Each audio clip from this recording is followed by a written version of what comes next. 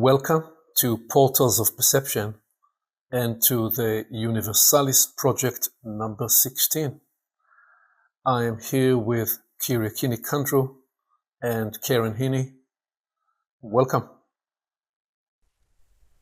Hello, Karen. Hello, Aviv. Good to be with you. Welcome, Aviv, and welcome, Kyriaki. It's good to be here today. Well, so here we are in our Universalis adventure. Once again, we're gathering a few hours after a long marathon day that we conducted yesterday with the Epoch Network, looking to discover what we may be able to harvest. And I'm proposing we call this episode Evolving the Human Model. And we'll see whether when we publish it, we need to update the name, because we only partly know what will actually emerge. But let me first perhaps ask you if you were to highlight an aspect from the journey yesterday. What would that be? And I have in mind that I then bring a segment from, a very brief segment we used from Universalis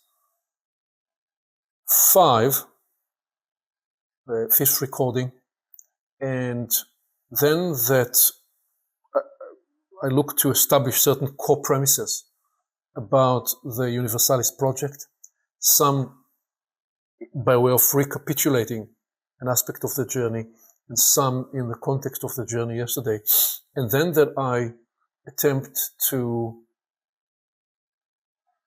in a live way, demonstrate an aspect of the contemplative journey that I attempted to explore and share yesterday and invite us together into. So that's what I have in mind. Please, what would you want to highlight? I know if I said what's alive in you, you could probably list a dozen different things, but by way of the focus of what we want to go into today, what would you highlight, please?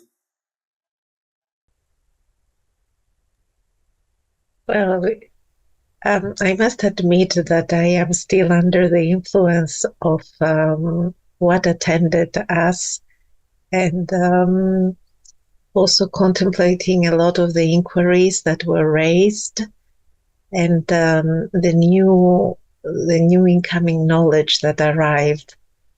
One thread that I would that is alive with me today, that was opened up in a dialogue from an inquiry from a lady that took part in the event, is how do I know what I know, or that I know what I know? So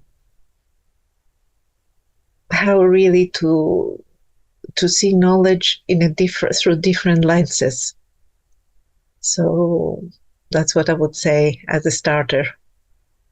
Wonderful. Thank you. Thank you, Kyriaki. Yes, from the many threads, it's quite a challenge to think which held the most significance. I think one that,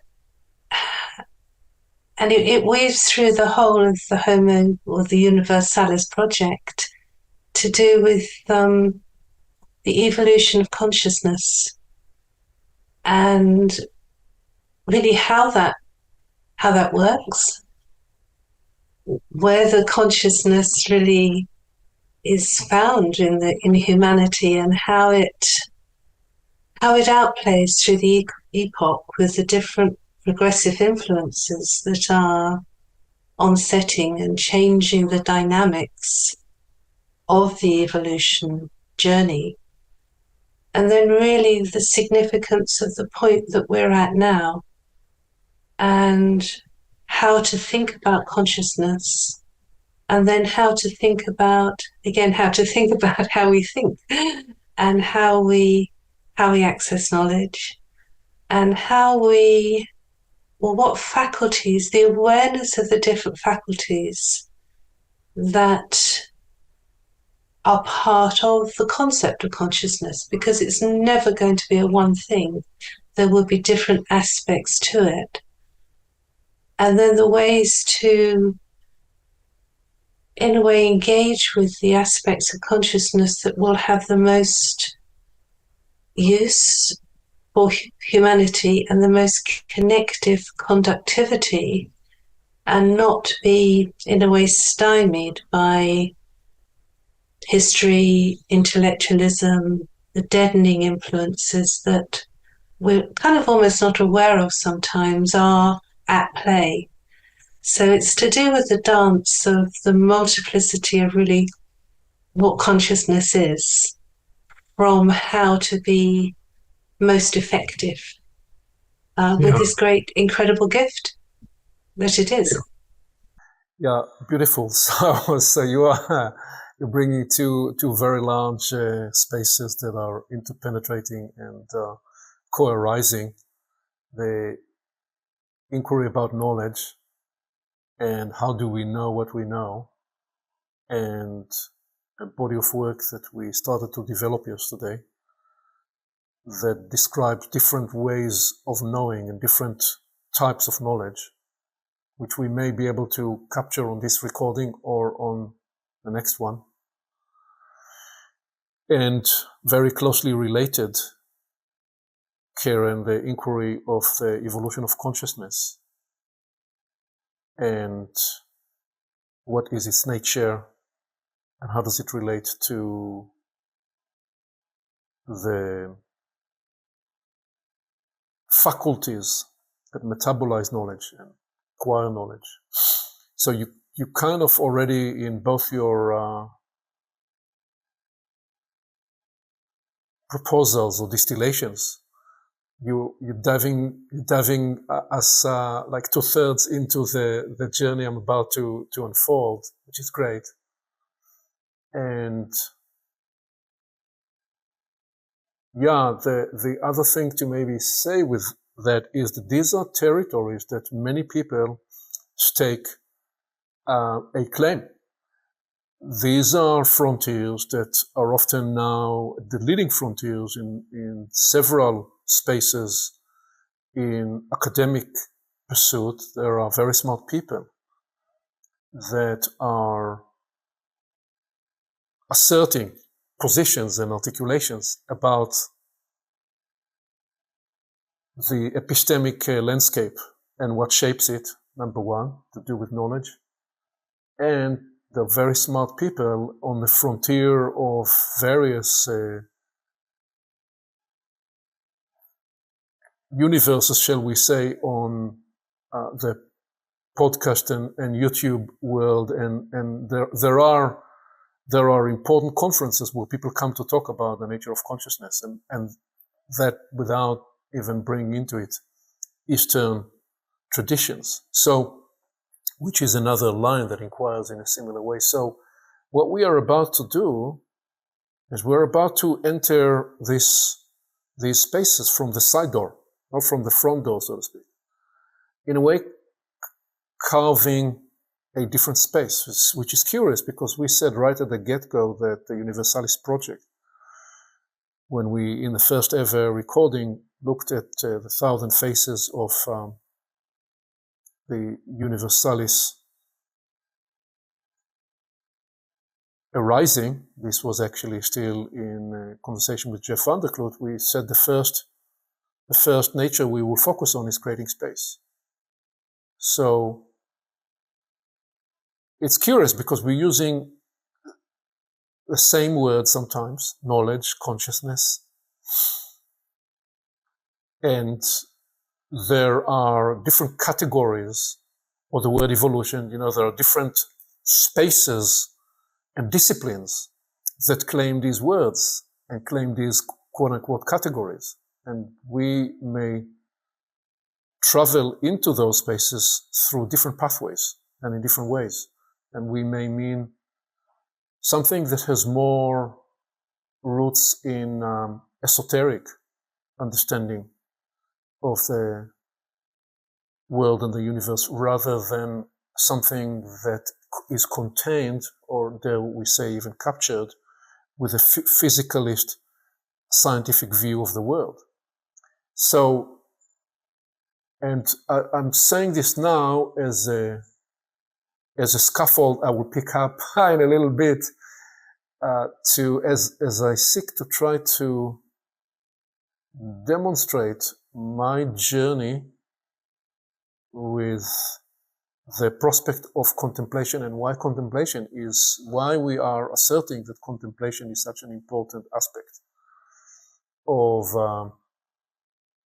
the Universalis project, as one of the disciplines, one of the practices that carry the potential to open capacities, to open and activate latent faculties, and to, in what I will describe in a minute, be a facilitating process to unleash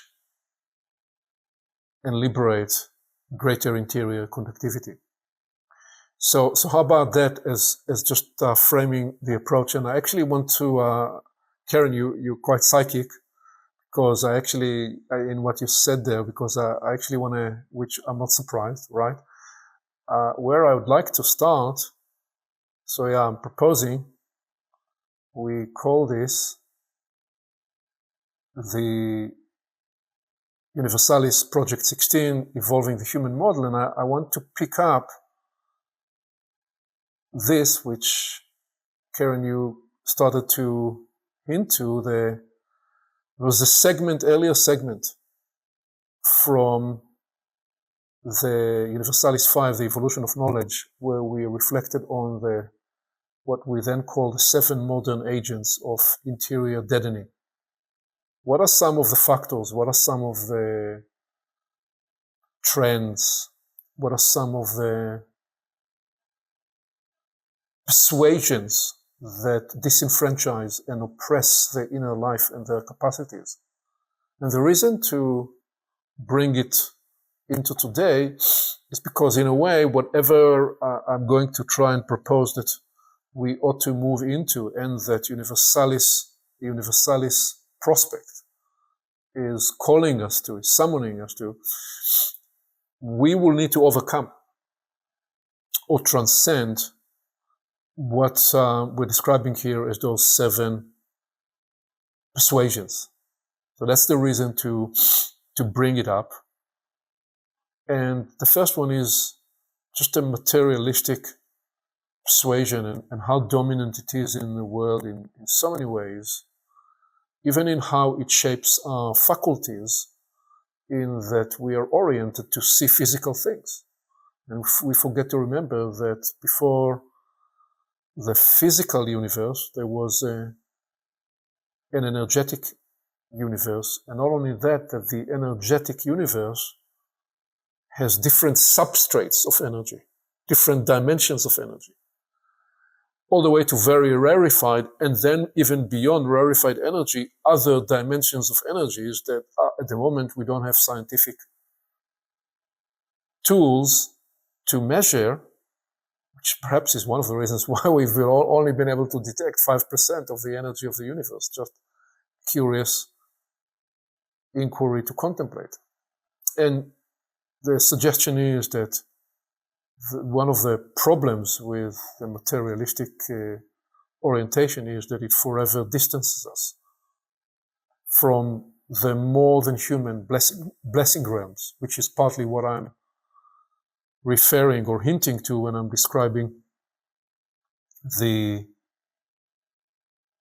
sense of the luminescent properties of life that are even beyond the light that we recognize with, say, sunlight.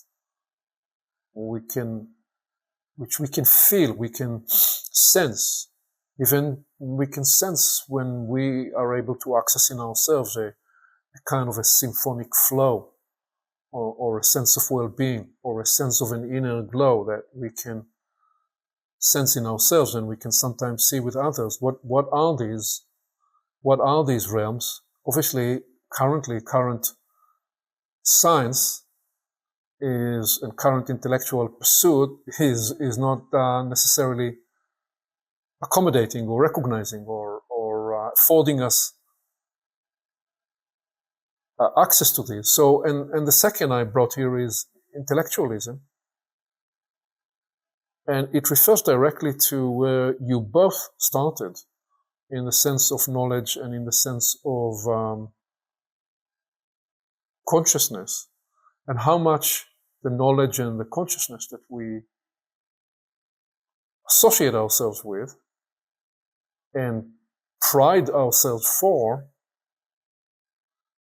especially over the last 400 years, is a product of the profound and quite miraculous, really, activation and development of the intellect. That's going to be a very important note to hold on to, because when we will in a little bit talk about the activation of new faculties and new capacities and new sense organs, we are now a product of the way the intellect evolved over the last 400 years. It wasn't like that in the ancient world. It's not that there was no intellectual capacities. There were, as some of the extraordinary philosophers of the ancient world demonstrate. Although you could argue that Socrates and Plato demonstrate that their access was not purely intellectual. Their access to what they were describing was more of a whole person imbuing experience, and perhaps the way they experienced their initiation in the mystery schools they came out of. So, but today intellectualism and the capacity, the extraordinary gifting capacity of the intellect, and when we say intellectualism, what we mean is that it becomes a limitation that is divorced from the engagement of the inner lives. In other words, the intellect and its prime biological anchor in the brain are running amok, in a sense, separating the head from the access to the feeling and the sensing and the vibrant intuition that includes the whole human person system. So we would need to overcome both the materialistic and the intellectual persuasions if we are seeking to access the deeper realms we are about to approach. And I already mentioned the scientific pursuit, which has been so profoundly gifting to humanity because of the so much that it made available for us.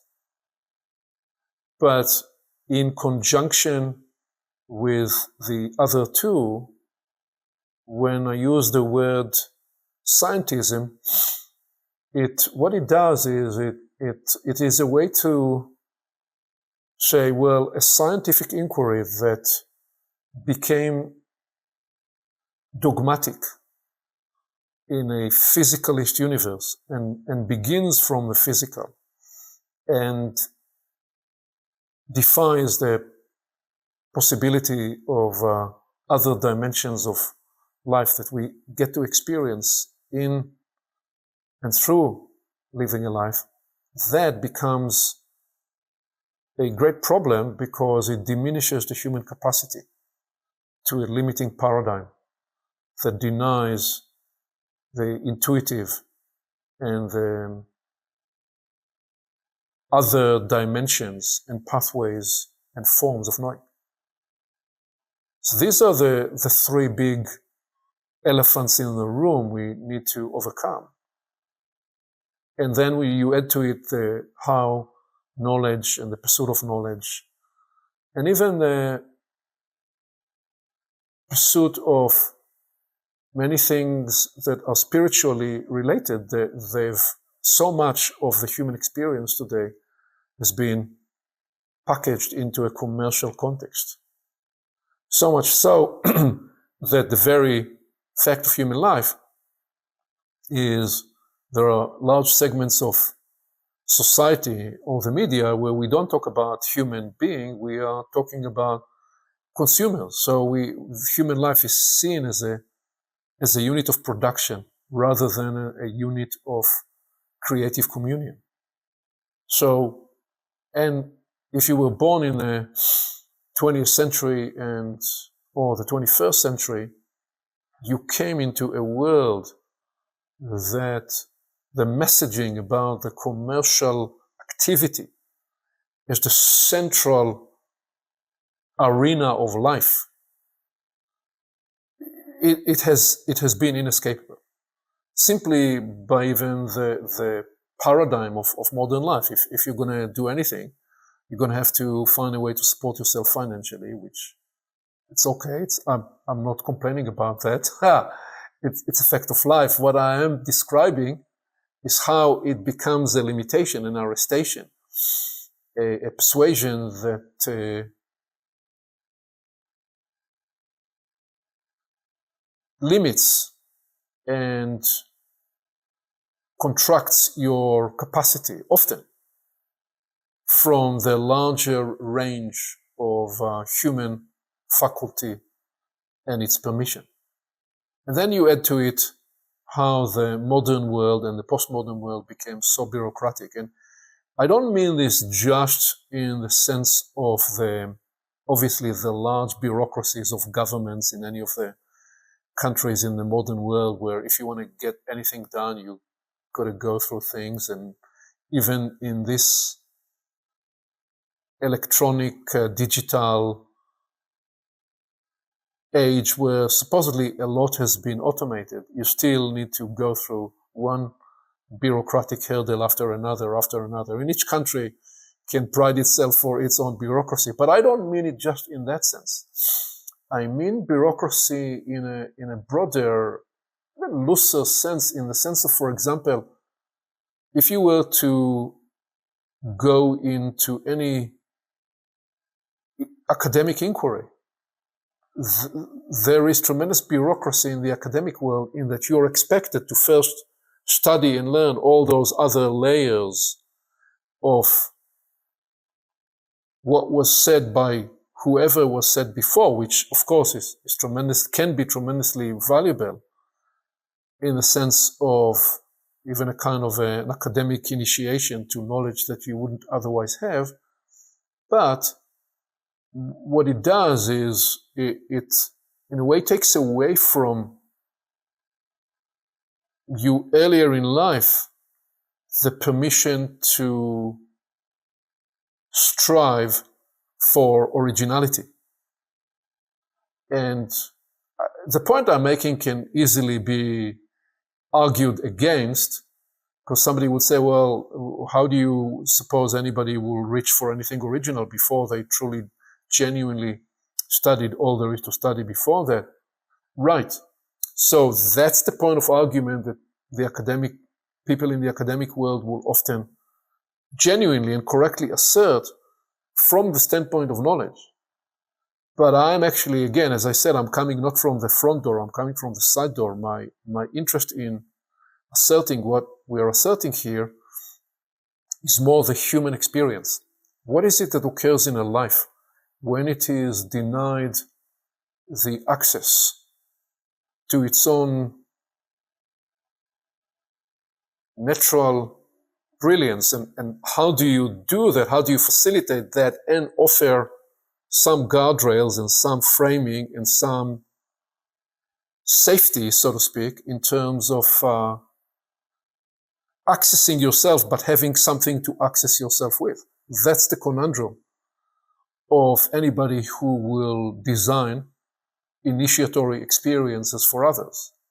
Because when you design initiatory experiences for others, in addition to wanting to defy those 7 deadening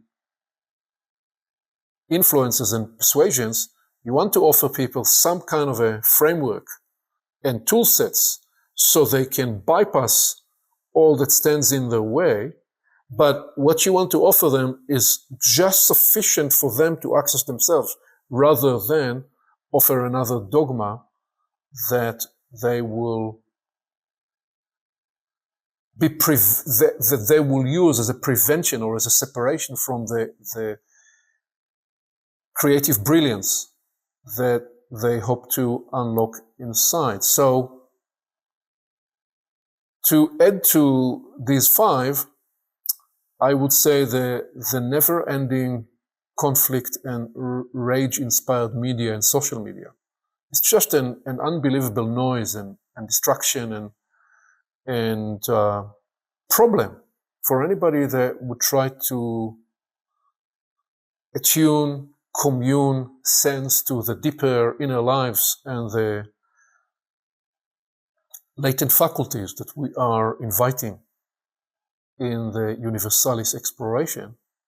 And so the need to transcend that, to release that, because so much of what we see in the media is disintegrating our capacity to communicate. What it does, it creates a polarization, rage machine, essentially designed to distract us, to capture our attention, to use our attention in the attention economy, in a way to steal our life from us. And what we are interested in the Universalis project is to reclaim the higher potential of human life, both the higher potential that has been taken away and stolen, and the new potential that's coming online because of the evolutionary process that we've chosen the name Universalis to describe the kind of evolutionary process that's arising now. And yeah, just a way of life when a life is preoccupied by what would sometimes be described as the lower dimensions of energy or the lower astral energies. And in that sense, the word astral means the sum total of the energetic content that's being metabolized on the planet. When we trade and deal with the lower diminishing dimensions of that, what occurs is that any human dealing, any human communication is essentially conflict-based, or is based more in competing to steal attention and energy from each other. It's the opposite of surplus. In the lower dimensions of energy, what occurs is that people consume each other's energy. In the higher dimensions, we generate for each other surplus. So yesterday, at the end of a 6 hours intensive journey, somebody said, we ought to explore the scientific phenomenon that's occurring here. We are 6 hours into this, with enormous amount of compound information and knowledge and many voices participating and inquiring, and we feel completely vibrant and fresh, and it feels like we just started 5 minutes ago. Like, what is this? What is the phenomenology of that? How is that even possible? And that is possible when we together attune in a way that endeavors to transcend the consuming of energy, but is looking to produce surplus of energy instead of the debilitating, never-ending drama of life. We are more in the communion of creativity, as demonstrated by what just happened. I thought that would take me 5 minutes to do that. So let me make a pause here before I move to the next part, and just give you a chance to comment on anything that. Again, this is ground we covered in Universalis 5, but I think we just gave a new life to it and some updated context. And anything you'd wish to comment on this, please?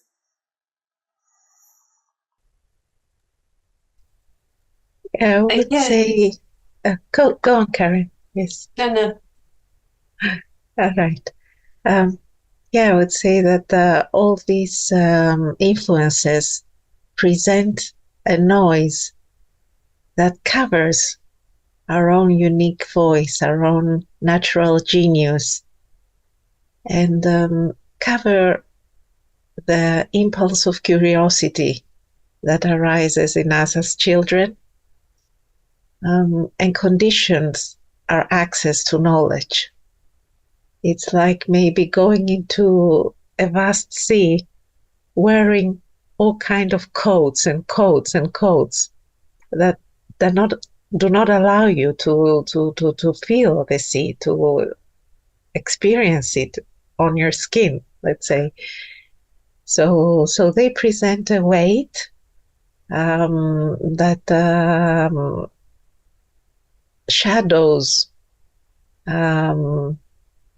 what we can know, and that's why maybe the first door would be what actually Socrates says, which is, I know that I don't know. So that you come with that as a fact, and that allows you to be a vessel for bigger, a bigger view, maybe, of what is. Two things I'd like to share. One is a little story. Last week I went to an art exhibition, and at the end there was an interview of the artist, who was 92 at the time, the lady, and she was being interviewed by a journalist. And it was what was more interesting than what they were both saying was how the interview was going, because the journalist was very much putting her ideas upon. The questions weren't evoking the life of the artist.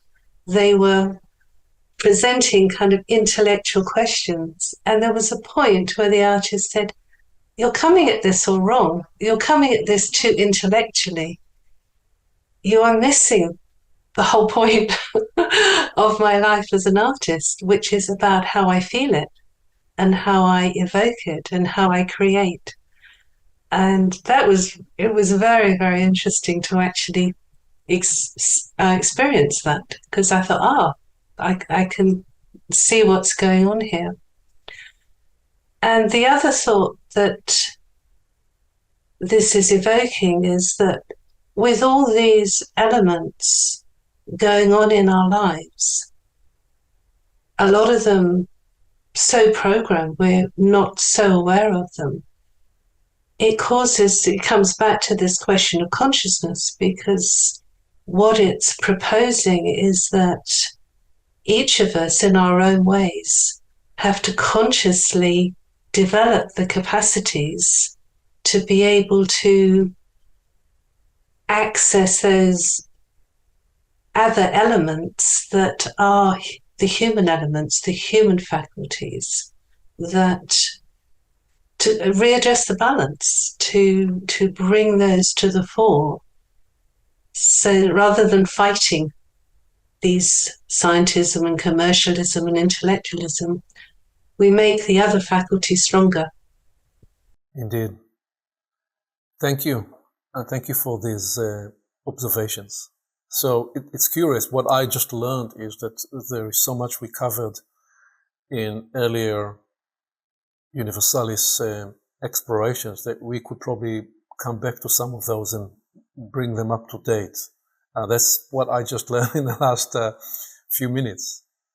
And so, but let me now take this to explore certain Universalis premises, really recapitulating the journey we are on and stating in perhaps simpler language some of the core ideas, core premises here, and then use that as a platform to develop a pathway. Well, so the first and central premise we are inviting is that these are the early days of the emergence of a new upgraded Universalis human model. It's a huge, big statement. In a way, I don't need the rest of the slides. We can stay with that one line.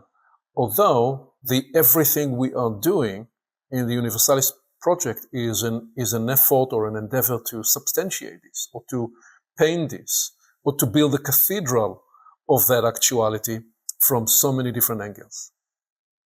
More than anything, it's an intuition, it's a perception, it is also a realization that when, as I describe time and again in the soul portals into the soul work,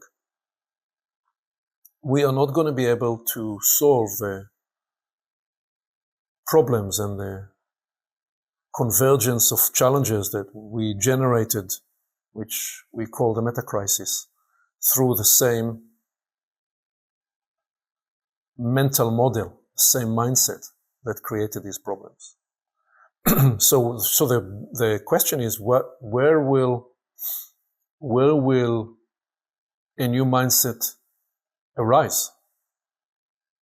Well, it will arise from a new model of life.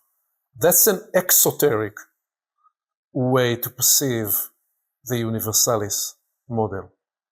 What we are primarily looking at is the more mesoteric and esoteric ways. But the exoteric point of view is that the reality is on the planet and what humanity is confronting in the material life, in the practical life, in the life of the planet, in the energies, in the geopolitics. That is not, those crises will not be able to be solved in the current paradigm of life. There'll have to be some fundamental change, and I believe that one of the reasons we are describing the Universalis project now is because we've entered what may be a decade or several decades of the beginning of the next 1,000 years. So perhaps the emergence of a new model of life is a 1,000-year journey, and we are in the early days of that unfolding. And then the reason that the invitation to contemplate or to realize that the upgraded human model involves and brings online latent capacities, latent sense organs, and latent sense-making and perception processes. So that's been central to even what we started with, and part of the reason why we reflected on these 7 deadening persuasions, to say, hey, guess what? We're not going to be able to assimilate or describe this purely through the lens of the intellect only.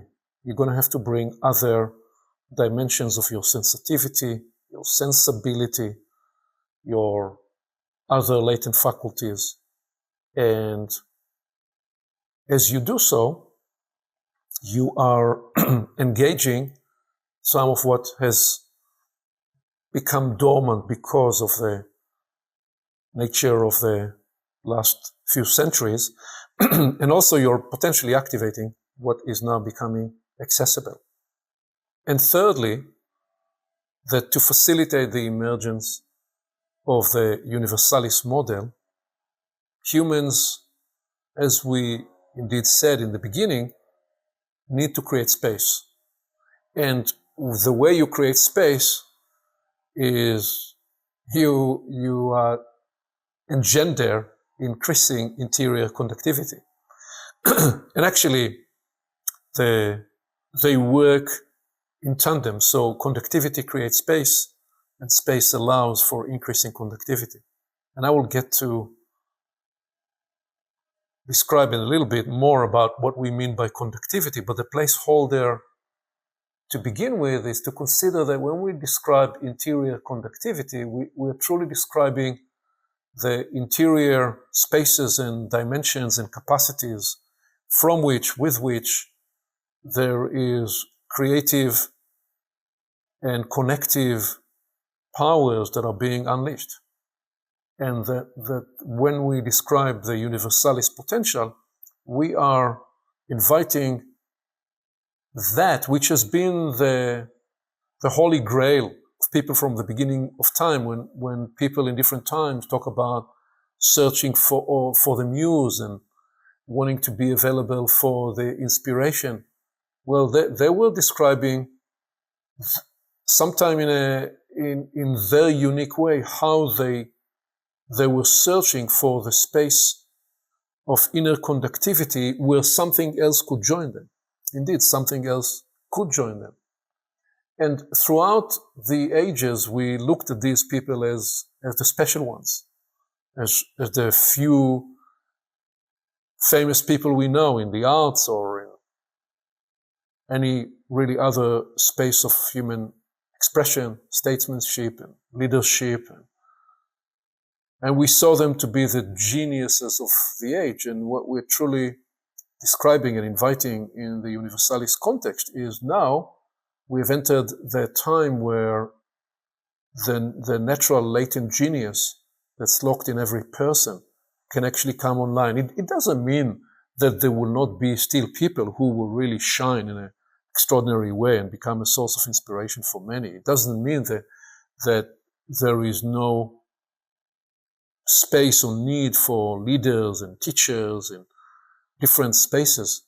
Of course there is a space and a need for that. The distinction is they will not, if they do their job well, no longer will it be that their inspiration is all there is. Rather, their inspiration is offered as a way to catalyze and unlock and liberate the inspiration and potential in and for others. And fourthly, that we are therefore called to transcend and release the self-imposed limitations, the polarizations, the limiting persuasions we reflected on the beginning, and all that affords or creates for the human stop situations. I put stop situations in quotations.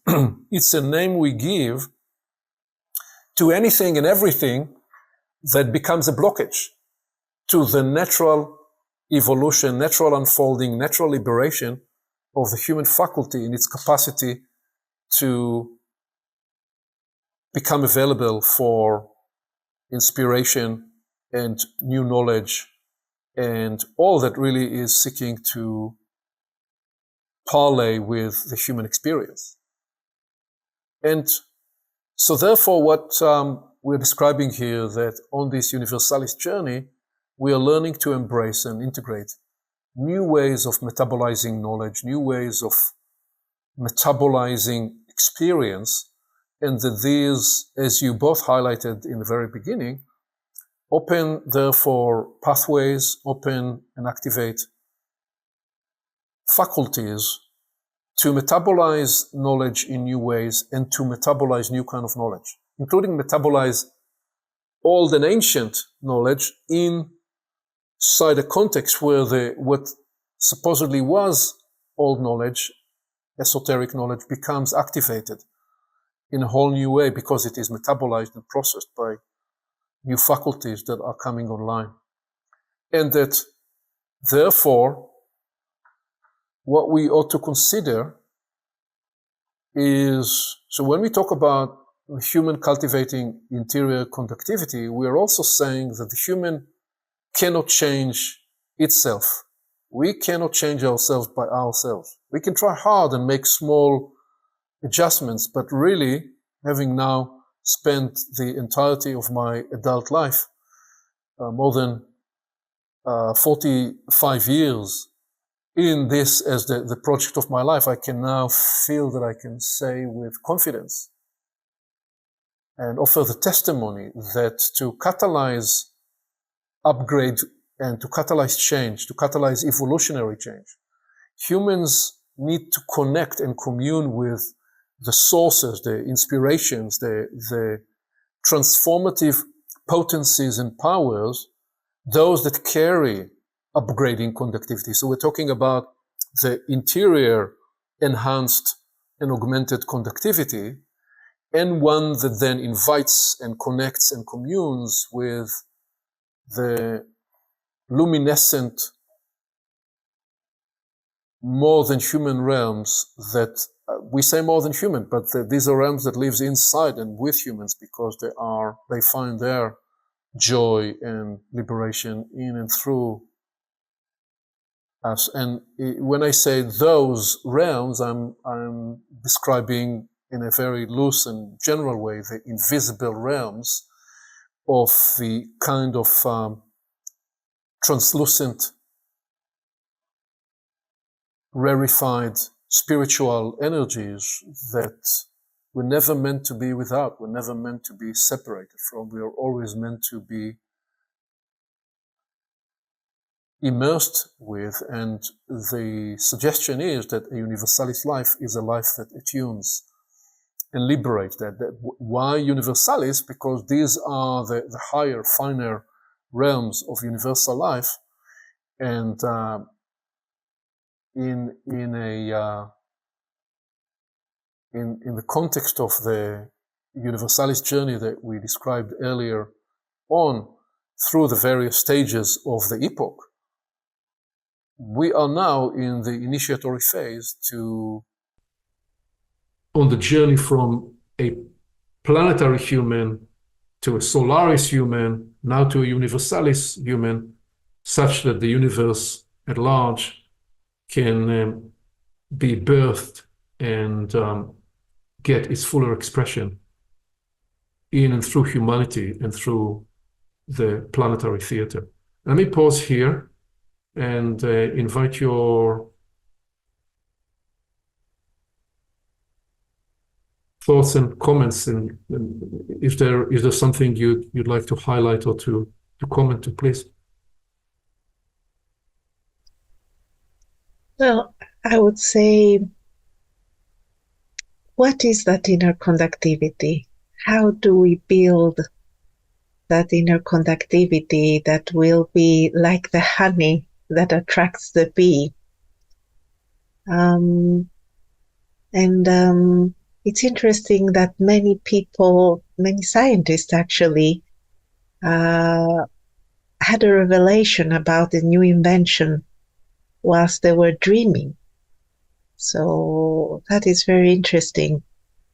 But that was after maybe doing thousands or even more experiments and building a substantia, or building the platform, or weaving the net where a higher intelligence would be able to land, or a higher muse, as you say, if you are an artist.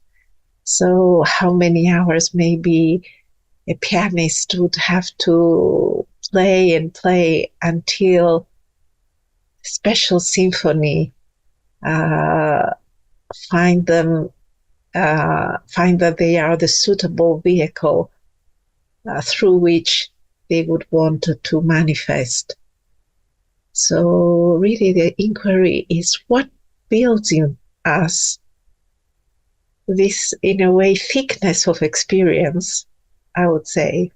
When you travel the road many times, you fall on your face, you prepare yourself, you cultivate the soil in such a way that maybe after a long time, because I think that is a long time process, sometimes it may happen by accident, but usually it's not.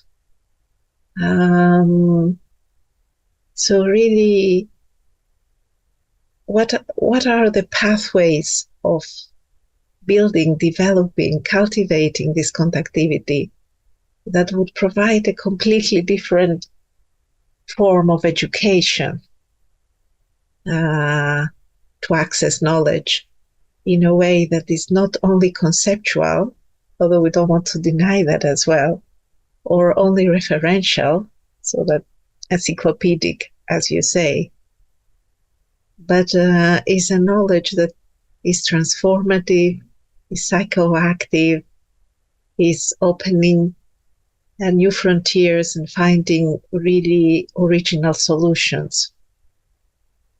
So what is this conductivity? I'm puzzled with this question. Well, it's a great invitation for us to do a deep dive on that specific inquiry and a whole recording by itself. So thank you for framing that invitation. Please, Karen, any offering from you? Yeah, I think Kyriaki really spoke to really the human, what the human needs to do to cultivate that membrane and develop that. And so it's making me think about the transformational sources that carry the upgrading conductivity, and what will be invitation to them, what permissions are there that will allow, because we're talking about the meeting of two things, the petition from the human and the transformational sources, and how the two work together. And this is the kind of leading edge and the sort of questions that I think humanity is asking. There's three of us here, and I think these are questions that millions are at the point of at this evolutionary time, to be able to somehow nudge into the territory that will be invitational to it's not like there's never going to be one answer, but there's going to be what will create the ecology and the platform and the balance that can allow this point to become more than a dialogue, but an actual petition or something that actually allows the two to meet. Well, I'm about to demonstrate a sample of that. So thank you for that. So you framed an inquiry, both of you, around this conundrum, mystery of how do we cultivate interior conductivity. And I think we will come back to it in a fuller way another time. What I do want to now do is offer one pathway and narrate the pathway that I've gone through with this, because it will offer transparency of what I struggled with. And there is also in that the practice that I'm sitting now in what I'm about to say next, which is that we demonstrated already several practices. One is the Loom work, which we're obviously using here.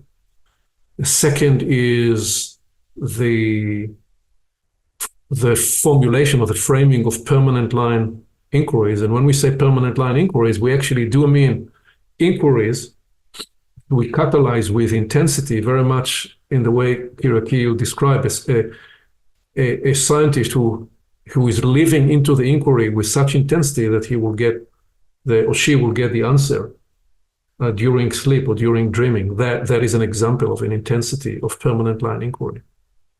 And the third, along with Loom work and permanent line inquiry, is pathway, finding a pathway, carving a pathway, generating a pathway, which is different to answering the question.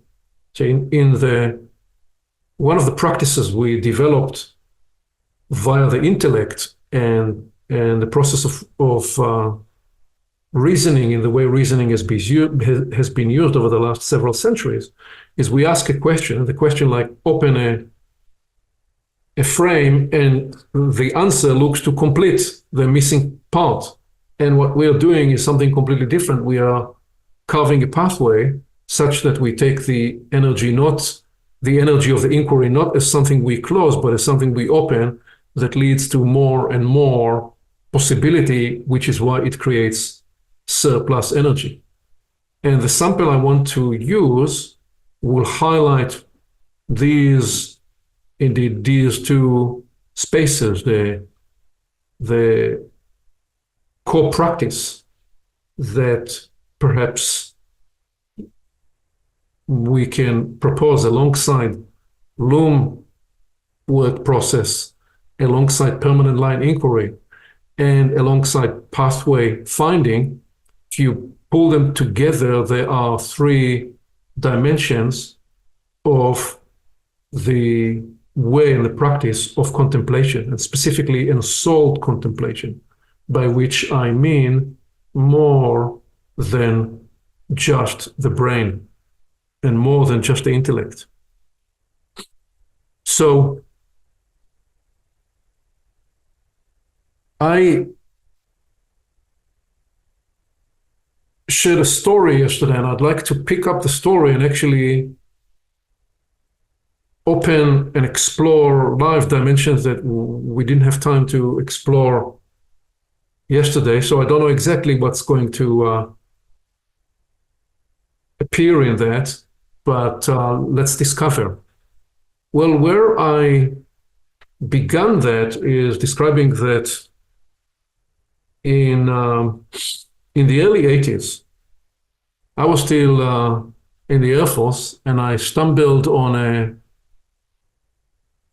an esoteric mystery school discovery journey. And a few months into that journey, I came to one of the workshops, and the journey guide asked a simple question that had created in me a kind of a stun factor, a shock factor. And the reason I was a little shocked was, and I'll name the question in a minute, was I experienced a shock because I felt that it was a very intuitive question to ask, but I immediately had the honesty to recognize that I didn't ask myself that question, not in the way the question was framed. And today, in 2024, so more than 40 years later, the question will have a different ring, a different tone, because our sensibilities and what we are attuned to is very different. But I will juxtapose how the question will be internalized today and how and what was the context in which it was offered back then. Well, what the journey guide asked was, he asked, well, who is for who and what is for what?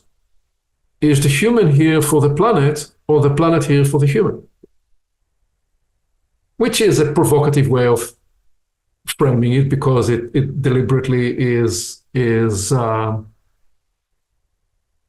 potentially juxtaposed as a binary. Is the planet here for the human or the human here for the planet? Which would alert us to consider what the question invites. Now, today, if you would offer this question, it will most likely be perceived either, number one, in an environmental context, because there is such an accentuated awareness that man-made influence dramatically diminished and deteriorated the quality and the pristine nature of the environment. So it will be, if you said, is the human here for the planet? Is the planet here for the human? Today's young people say, you must be talking about the environmental influence of the human. Somebody who is just a little more into this inquiry or into this, an adjacent space, will say, right, you are obviously referring to the extractive economy that we have been pioneering over the last 2 centuries, where we stumbled upon the inexhaustible, what was inexhaustible but has now reached the point of exhaustion, free source of energy in oil. And you must be referring to that, where we meant to extract all the minerals and all the free resources of the planet without even considering that it took the planet millions of years to create those minerals. But in actuality, the question was asked and was offered absolutely in a different context.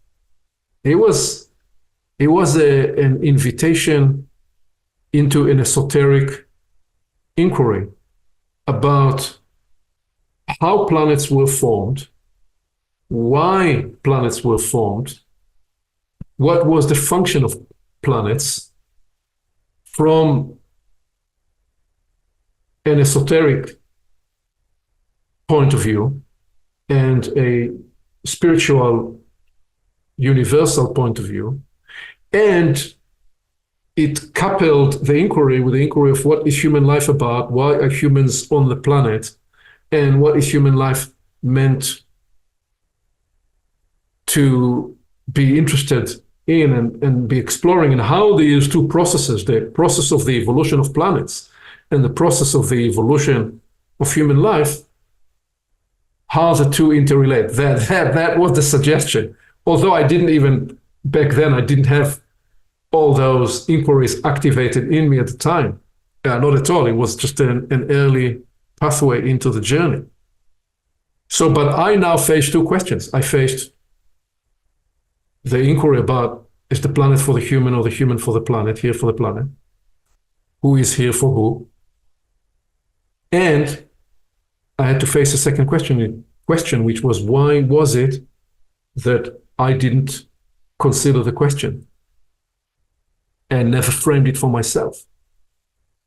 And so I processed both, and it took me a while to process the second question, but I finally settled that the way I've chosen to think about it was, there are questions that are latent in us, but they need a circumstance, the ecology in which they will come alive. And I was asleep to the inquiry. I was dormant to I was not activated. I was not this faculty, this inquiry, this pursuit was not yet awakening in me, but on that evening it was. And in several ways, it shaped my approach to working with people, because I recognized that what the deeper, more profound service you could offer people when you are doing the true higher job of a teacher is not to impart knowledge, but to create the transformative ecologies and processes in which and through which what is latent in the people you're working with will come alive, including their own inquiry, including their own search, their unique search, and potentially a search that would be first for them. So there was something that was never considered by anybody before them. Perhaps they will solve a problem. Perhaps they will find a cure for a disease that nobody was able to find yet. So, and then I was still looking to answer the question in a binary way for a while, because I didn't realize that actually it was what you could describe as a trailhead question. It was a pathway opening. And what the inquiry meant to invite you was indeed to consider all these other inquiries. And I didn't even immediately realize, it would take me several years, many years, to realize that the challenge in pursuing the esoteric dimensions of this inquiry is, of course, where we started today, because we are now told by science that, well, that the planet is a physical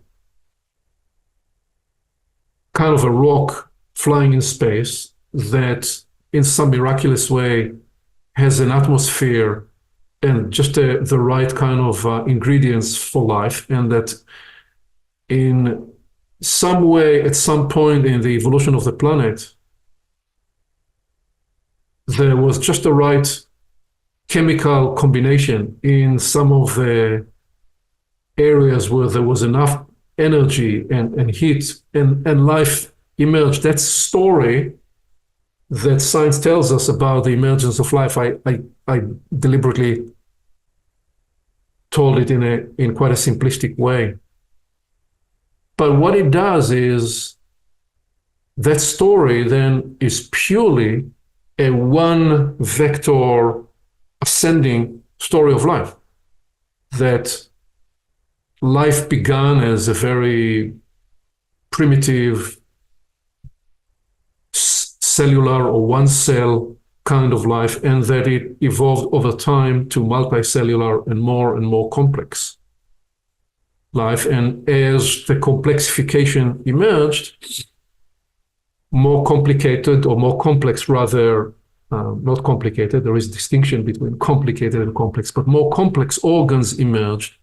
And that as complex organs and complex lives emerged, we are at some point experiencing the Cambrian explosion, the Cambrian transition that brings tremendous diversification of the species of life. And so that scientific story, if I was to try to draw a metaphor for it,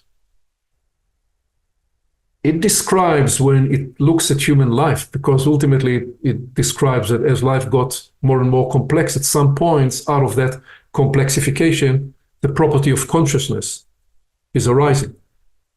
And you both framed at the beginning the inquiry about consciousness, what is consciousness, and how to consider consciousness. And part of what we are confronting is the enormous persuasion of this upward complexification story of how science, modern science, is explaining the phenomena of life, the phenomena of mind, and the phenomena of consciousness. And the question that I grappled with and was invited into in the sense of looking at the evolutionary story of human life and the evolutionary story of the planet was based in esoteric traditions and esoteric appreciation that viewed the emergence of life and tells an alternative story of the emergence of life. But still to stay with a scientific imposition of how it views the world, one way to describe it by way of a metaphor, if you think about the house you're living in and all the different rooms and all that's in the walls and all the structures, because that's a lot simpler than human life. So let's take a simpler thing. The story that science offers us about the universe and about planetary life almost describes a way in which your house built itself. So imagine that the one brick put the other brick, or if it's out of wood, and that the house constructed itself. But we all know, of course, that it's not true. Your house was not constructing itself. It by itself didn't have the intelligence to construct itself. Actually, there had to be two more dimensions for your house to be constructed. So there was the house that was being constructed, let's call it octave one. There were the builders, the contractors that built your house and actually put the walls together and the floor and the ceiling and the roof and all the other elements of the house. But then there was a third octave, which was the blueprint or the plan of the house. So in the construction of a house, we're seeing the combination of three octaves coming into play to facilitate, to enable the fact of a house standing now and enabling us, affording us all the services that a house can afford. Well, why would we consider that constructing something a lot more sophisticated than your house, such as the which is indeed the most sophisticated machinery in the universe that we know, the human system, why would we imagine that it will develop itself? Well, the esoteric view will offer that there are 3 octaves in that case as well. Okay, there is the biological formation of the human, but in the first place, that there are realms out of which there is an emanatory permission of a blueprint of human life. Not yet the final human model, but the various functionalities that will be needed, such as the various senses, and that these senses will need to arise, and that there will have to be a planetary biological permission and design to facilitate these senses. So we're talking about millions of years of evolution in which the esoteric perspective completely turns upside down the traditional scientific view, and it offers that actually the physical and the biological universe is co-arising with an invisible realm, sourcing realm, where there is the transmission and the beaming, if you like, or the emanatory lodgement from higher realms, higher sourcing creative realms. Such is the offering of the esoteric point of view that accompany the arising of life on the planet.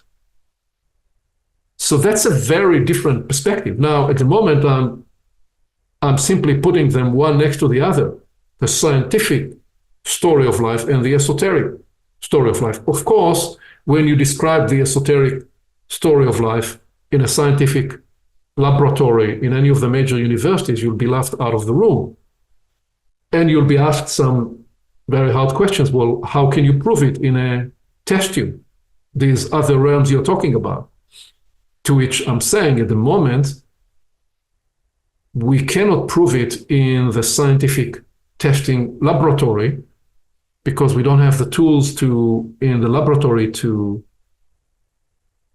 access this knowledge. But we're proposing that the natural laboratory of human life, these faculties that are coming online, afford us the new senses, new sense organs, and new perception organs, and new capacities to actually begin to appreciate this alternative story, a way in which life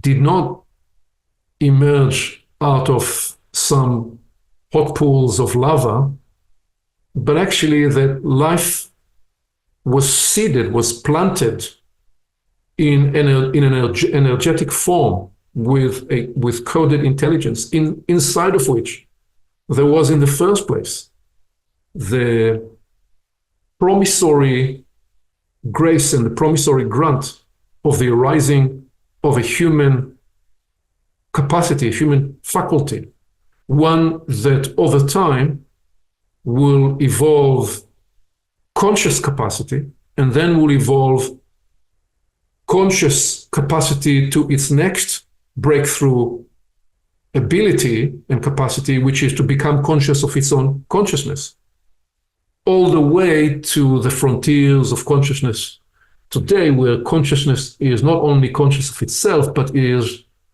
investigating its own nature, the very nature of consciousness. That all that permission did not emerge from the very primitive life, but in a way was potentiated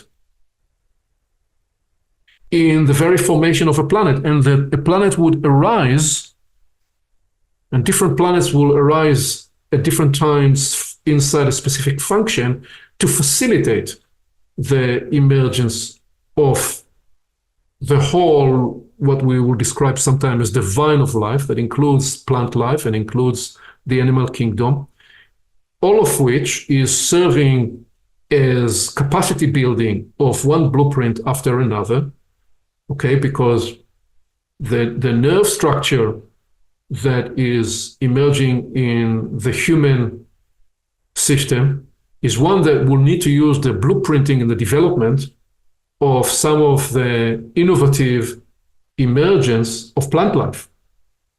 But that therefore, the way to think about it is not that plant life emerged and then just as a result of that, the animal kingdom emerged, and as a result of that, we are some emergence from apes. No, it's actually the other way around.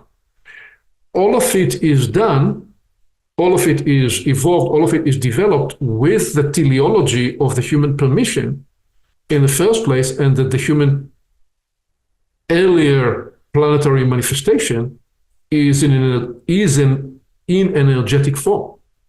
And when I say the human is in energetic form, I'm describing a phase where the planet itself is still in an energetic form before it has condensed to its shape and form. So all that was latent in the inquiry of is the planet here for the human, or the human here for the planet? And for a while, I thought I got the answer after a couple of years, because I thought, well, the human, there seems to be indication that the human has a higher divinity, that the human can go beyond the planet. And if the human can go beyond the planet, then you would say, right, the planet is here as a developmental crucible for human life. But even that is too limiting, too binary, because actually it is a connected system where the planet cannot evolve to its next stage without human evolving to its next evolution and capacity. And the human ultimately, at a certain point, will need the planet to go through its phase transition. As we are proposing, we are in the early stages of a phase transition right now, such that it will catalyze in the human its next development. So I grappled with this question for a very long time, but I didn't get to all that I just described to you. I more or less was able to do half a step or one step because, and I didn't know it at the time, because I approached it more as concepts. These were ideas, the idea of human development and planetary development. Those were concepts for me. I still approached those as concepts and ideas rather than in the way I just accessed those other inquiries, which is more of the contemplative, the ensouled contemplative path. So I grappled with it, and I never managed to get beyond the first step. And I literally at the time said, I'm beating my head against the question, and I'm not able to make any headway. And then there was another question that emerged, and the other question that emerged, this time it emerged inside my own inquiry, because I was very much interested in all aspects of personal development. And I developed an inquiry about the people we admire in history and what was it about them that enabled them to be the people who they became. And a subset of that was an inquiry about human character. What is human character? What fashions a character? How could I fashion in myself a character that I will feel a sense of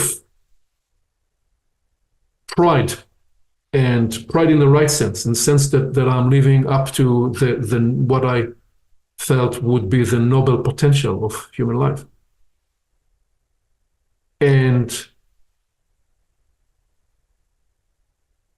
I included and realized that in this idea of personal development, there were all sorts of other aspects, such as developing unique capacities, developing endurance. So, okay, I had endurance from my earlier in life pursuit of long distance running, but now I was, after transposing and transferring one kind of endurance to intensity and endurance in every other aspect of my development and purpose journey.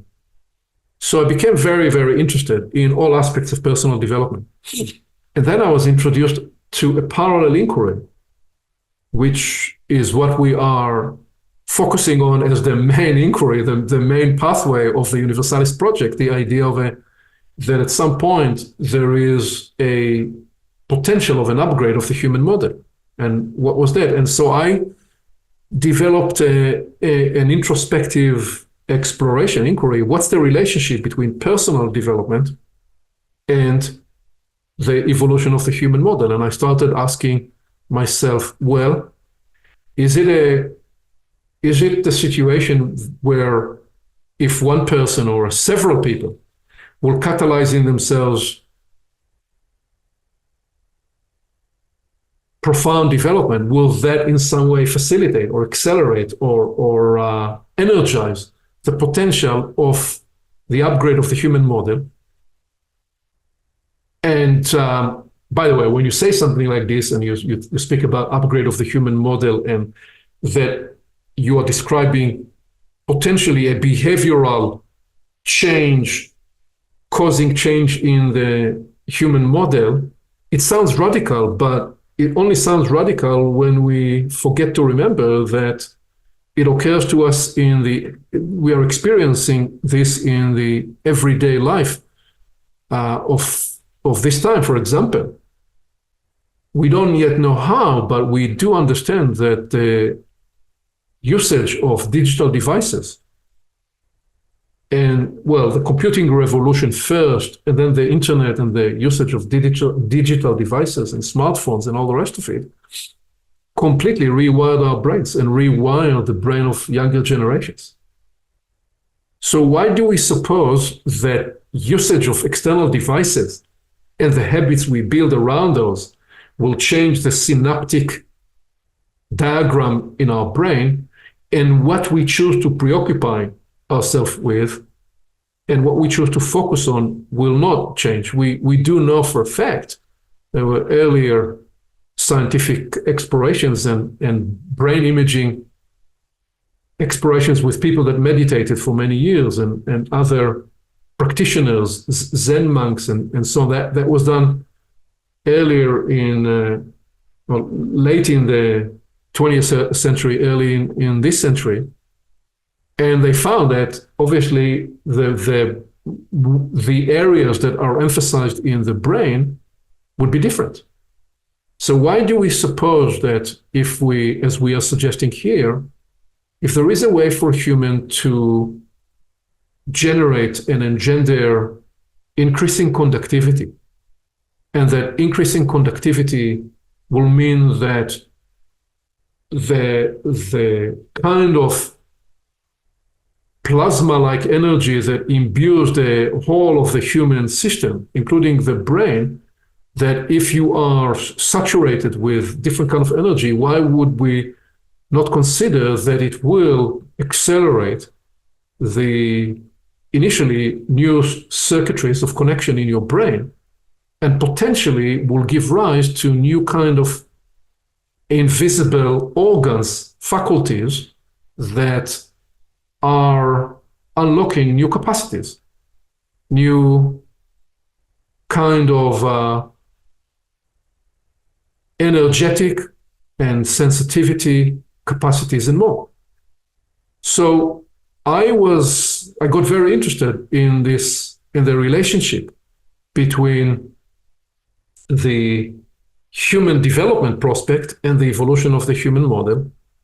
And then I quickly realized that there was a third factor that dropped into it. which was, so now I was not talking about not contemplating 2 dimensions, I was contemplating 3 dimensions, because what occurred in what we were able to contemplate together and search for together in groups and communities played an important role. And so now there was the question of what was it that one person could do in their development. So what was it that that a group of people could engender and accelerate for an individual? And was that going to be the pathway to unlock and accelerate the potential prospective upgrade of the human model? Or now there is a certain planetary and galactic time that will bring online certain evolutionary change at specific times, and that will force its way, or it is some kind of a combination of both. I didn't have answers to these questions at the time, and I still don't have answers to many of these questions. But what I demonstrate was that I initially moved from a 2-dimensional inquiry about the planet and the human to a 3-dimensional inquiry about the human, the collective, mutualized journey of people together, and how that relates to the potential of the upgrade of the human model. So still, when I approached these questions back then in the late 80s, I was into now my late 20s.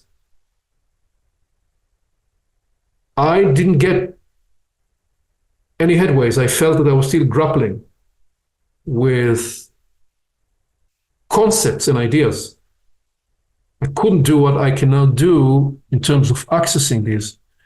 And I probably struggled with it for 12 to 14 years before I had the gift of a very special Loom teacher who guided me into what I'm demonstrating here, the way of Ensouled contemplation and the way of living into permanent line inquiries.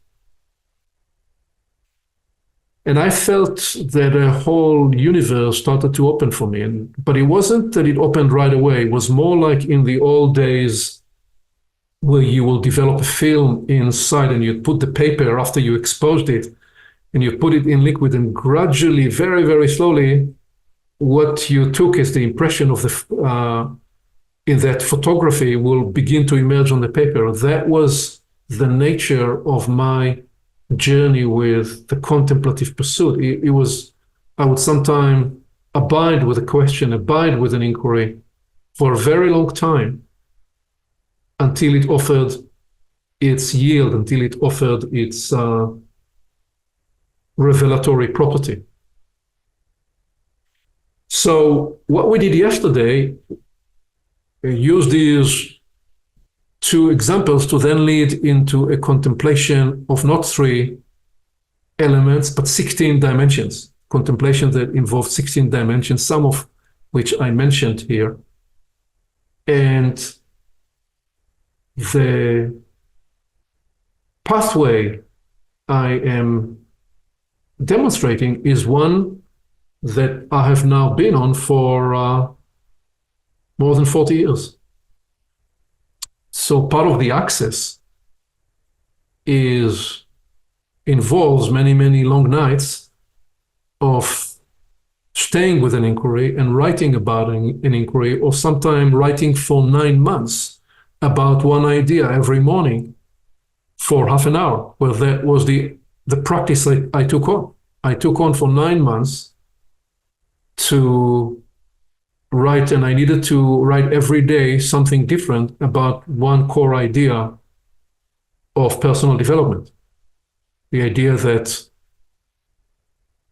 that was advertised and communicated by many of the great teachers, all the way from Marcus Aurelius and even earlier the Buddha and other teachers throughout the ages, all the way to the modern age. This idea that what you think about, you become what you think about.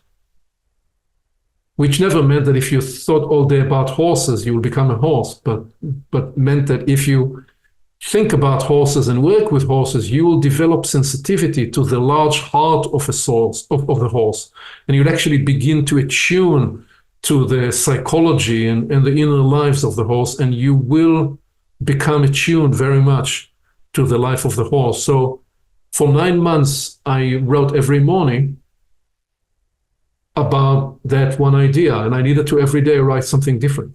That was a development practice I took. And partly how I played with this idea of explore the contemplative path.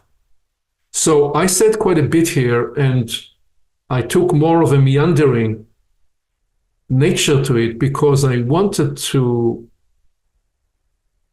offer the way and style and cadence of a meandering contemplation. Contemplation is not a linear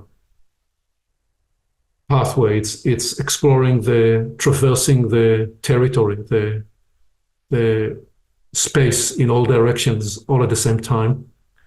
Let me pause here and give you a chance to offer any thoughts about the practice itself or about any aspect of it, please.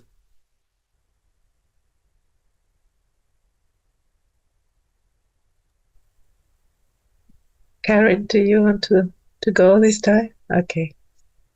Well, I say this was a very special weave, and there were many, many threads also involving inquiries that, as you said, people grappled with since the beginning of time.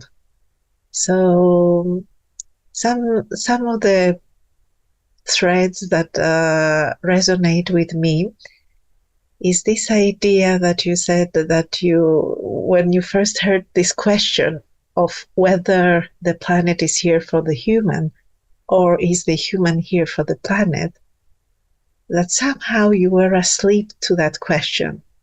And that question awakened in you a different consciousness about maybe the function of the human or the function of the planet.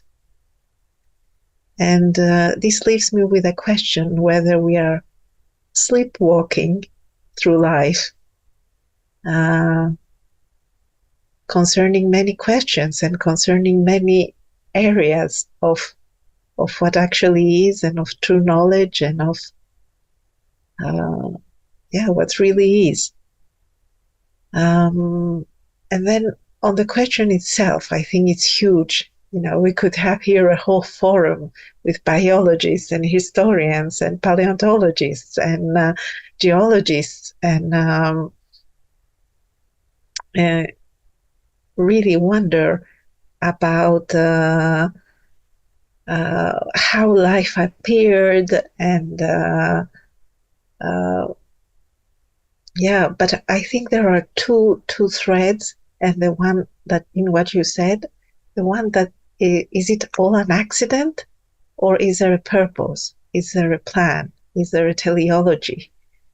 Which is a very, very big philosophical and religious, existential, ontological question.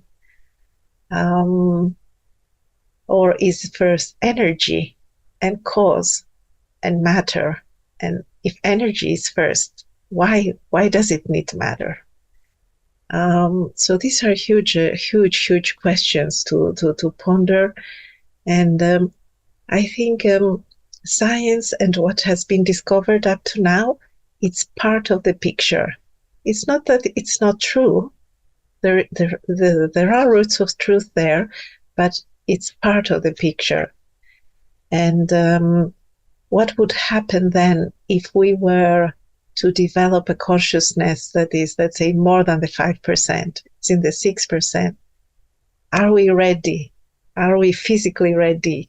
Is our culture ready? Is our structures of the way we live ready for us to know more of the picture?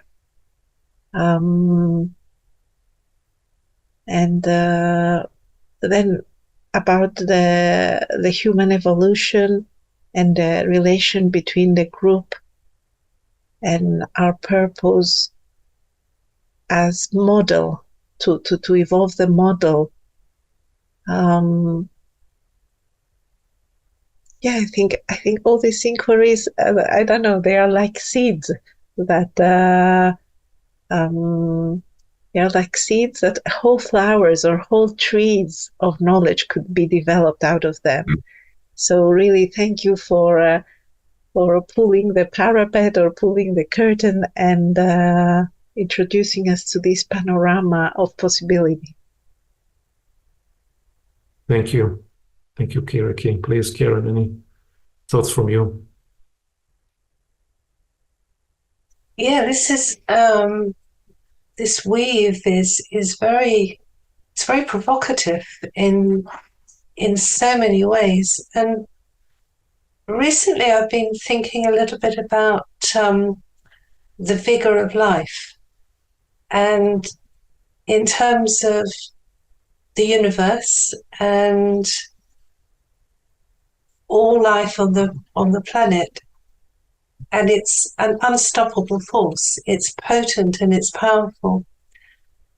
And I think sometimes with the scientific way and the way we confuse or we merge this potent force of the vigor of life with the wonderful way you've talked about the blueprint and the thinking about the photograph coming alive.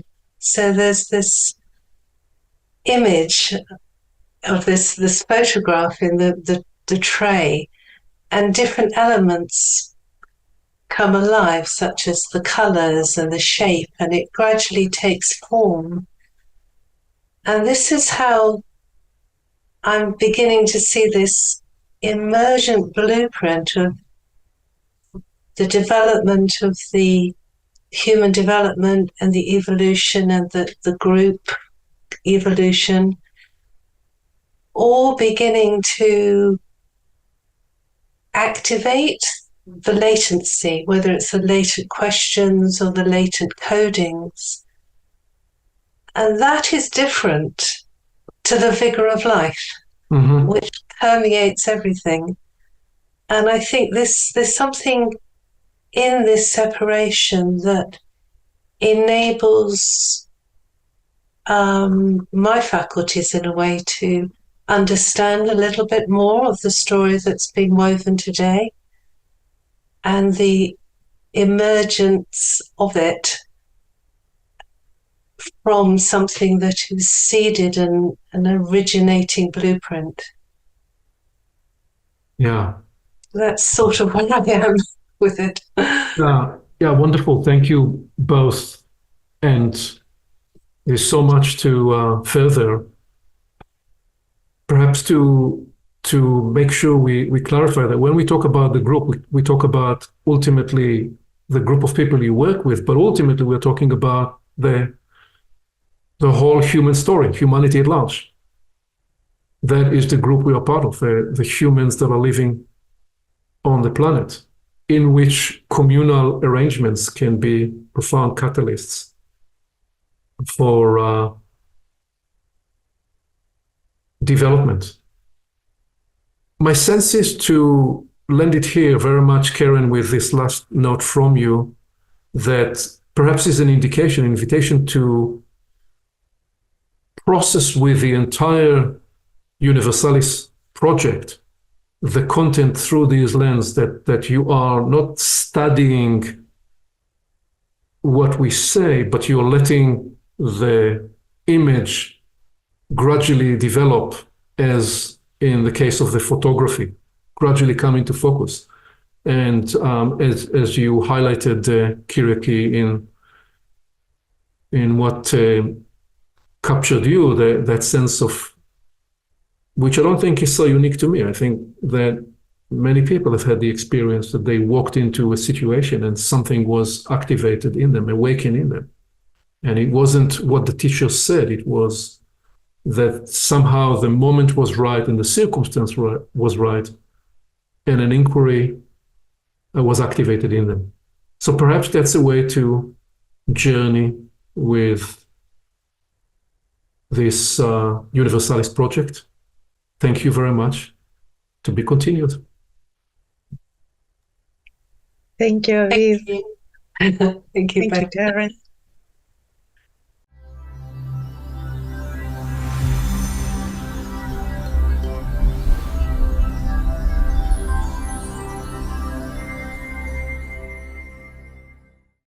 Along with our website at portalsofperception.org, Portals is also available on YouTube and on all podcast platforms, as well as social media. You can become an active member and join the conversation in community events.